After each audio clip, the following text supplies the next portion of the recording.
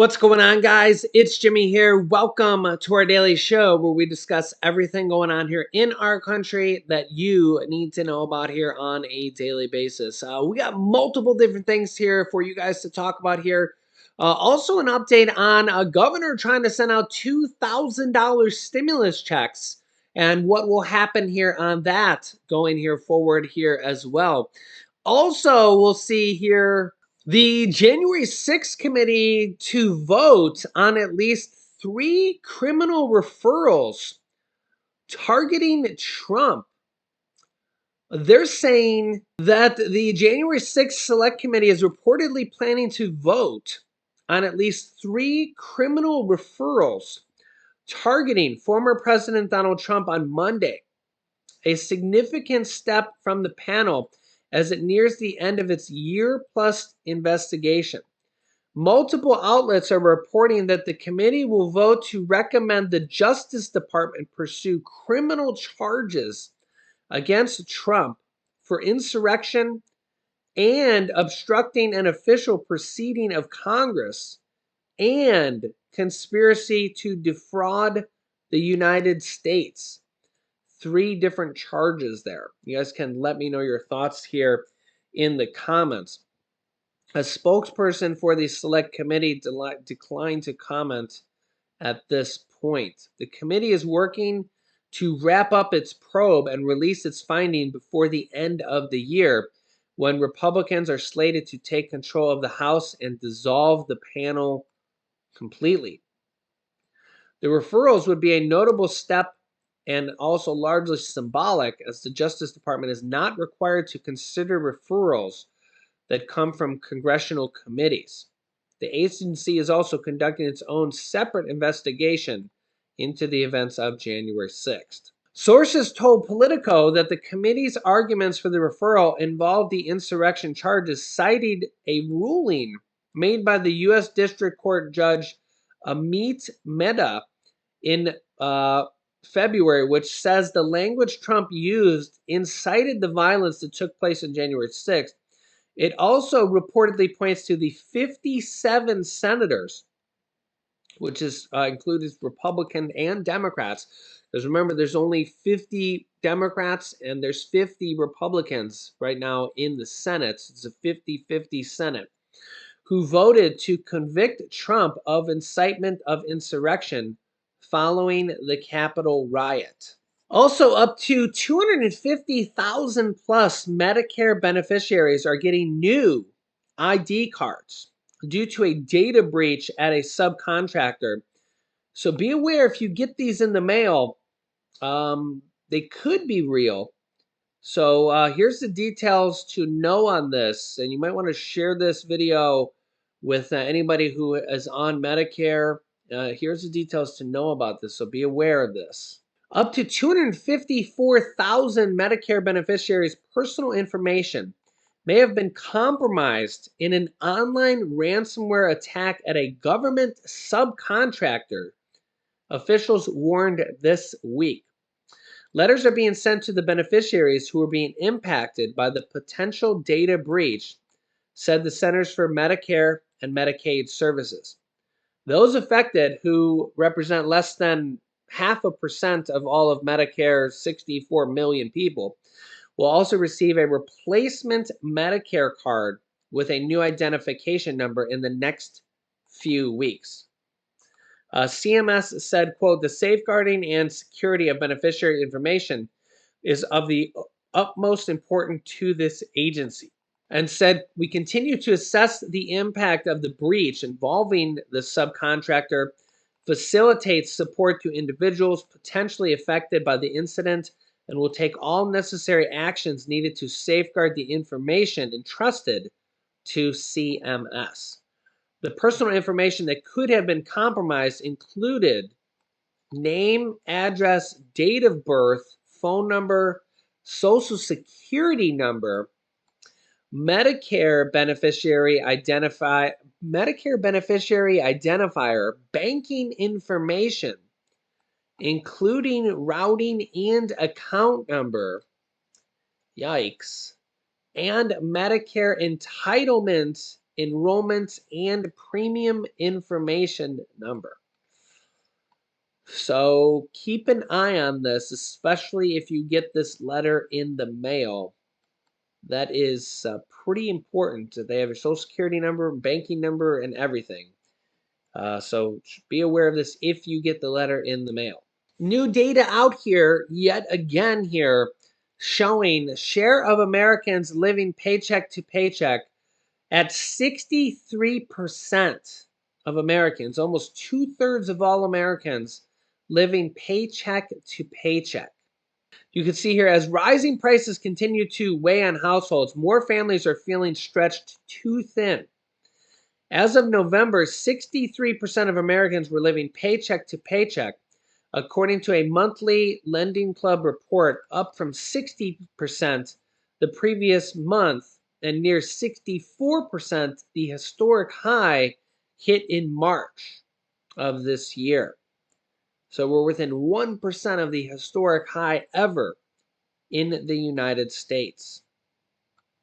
Even high income earners are under pressure. Of those earning more than six figures, 47% reported living paycheck to paycheck, a jump from the previous month's 43%. Wow. Quote, Americans are cash strapped and their everyday spending continues to outpace their income, which is impacting their ability to save and spend. And real average hourly earnings are actually down 1.9% from a year earlier, according to the latest readout from the U.S. Bureau of Labor Statistics. Now, this is real average hourly earnings, so that's factoring in inflation. So that's the real killer there, because it factors in inflation. So people are actually earning less because of inflation, which is the really, really bad part here. You guys can let me know your thoughts here in the comments. Next up, if you've been watching my channel, you know here that in 2022, there was about 35 different states that sent out state stimulus checks, inflation relief checks, property tax relief checks, or renters checks. And we could see a lot of it more here in 2023. One of them that didn't quite materialize was a $2,000 stimulus check for Pennsylvania. But what we did see in Pennsylvania was the Pennsylvania Property Tax Rent Rebate Program, which is extra large here and has an extra bonus amount here, as you can see. The rebate program benefits eligible Pennsylvanians ages 65 and older, so seniors, widowers and widows ages 50 and older, and people with disabilities ages 18 and older. The income limit's $35,000 a year for homeowners and $15,000 annually for renters. Half of the Social Security income is excluded, so I think that means you can actually earn a little bit more if you're on Social Security, but you can actually receive a pretty decent check here. The maximum standard rebate is $650, but supplemental rebates for qualifying homeowners can boost rebates up to $975, which is pretty good here. And there's also checks in here for renters as well. Renters can receive up to $650 or $500 here as well for Pennsylvania. But Pennsylvania Governor Tom Wolf, who is outgoing, he wasn't able to run for re-election. He served as many terms as he could. There's a new governor in there now that could also push for this. Pennsylvania Governor Tom Wolf talks efforts to send $2,000 stimulus checks.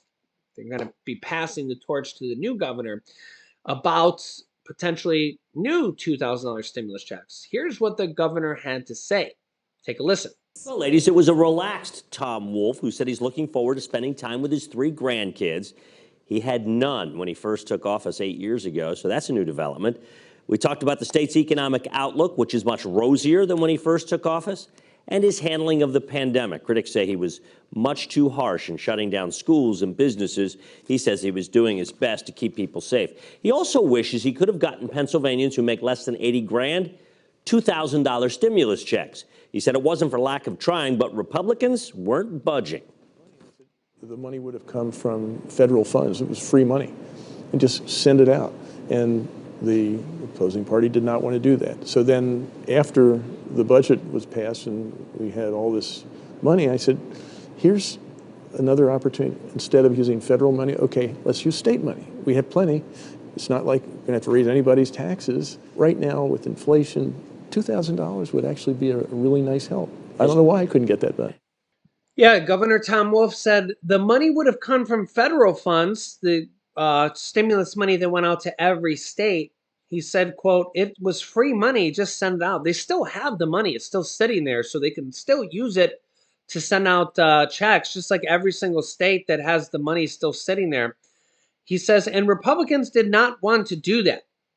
But then after the budget was passed and we had all this money still sitting there, I said, here's another opportunity. Instead of using federal money, let's use state money. We had plenty. It's not like we had to raise anybody's taxes. In Wolf's plan, Pennsylvania households with an income of $80,000 or less would have received the $2,000 direct payments. Wolf said the residents facing inflation at the grocery store and gas pumps, the $2,000 would be a really nice help, and I don't know why I couldn't get that done. But we could see this here in a lot of different states, doing different help in different ways here. Governor Kemp suspends gas tax for the last time here over the holidays, so this just happened here as well.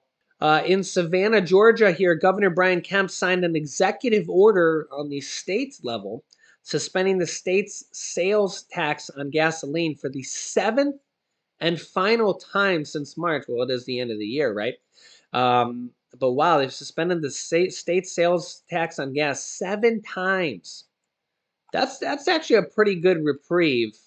I mean, to do that when pump prices began climbing after the outbreak of war in Ukraine.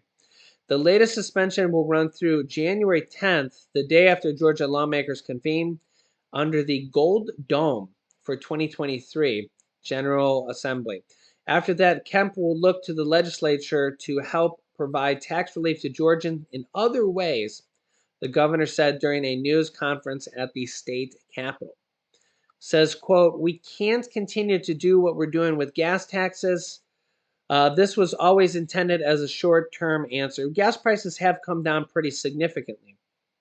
Kemp, who was reelected to his second term in office last month, repeated a pledge he made on the campaign trail this year to push for an additional $1 billion state income tax rebate on top of the $1.6 billion tax rebate Georgia lawmakers approved this year.